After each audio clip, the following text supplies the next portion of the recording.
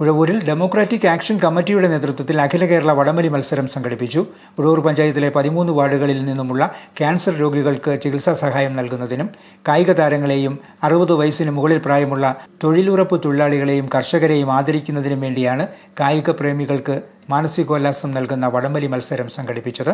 OLL higher secondary school ഗ്രൗണ്ടിലാണ് വടംവലി മത്സരം നടന്നത്. DSC പ്രസിഡന്റ് മണിക്കുട്ടൻ UN അധ്യക്ഷനായിരുന്നു. Income tax additional commissioner Jyothis Mohan IRS വടംവലി മത്സരം ഉദ്ഘാടനം ചെയ്തു.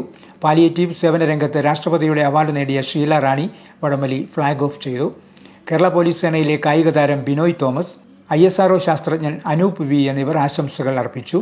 മത്സരത്തിൽ യുവമൈത്രി കരിക്കാട്ടൂർ 1ാം സ്ഥാനവും കിങ്സ് വലവൂർ 2ാം സ്ഥാനവും നേടി.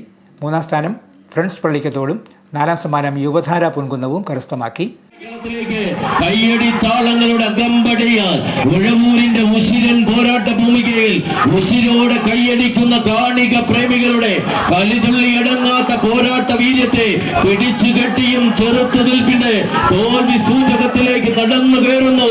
കറിക്കാട്ടൂരിന്റെ അസുരവിത്തുകളായി തന്നെ പടക്കളത്തിലേക്ക് പായും പുലികളും തന്തയ കുതിരകളെ പോലെ കയ്യടിച്ചു തന്നെ സ്വീകരിക്കേണ്ട പടയോട്ടം.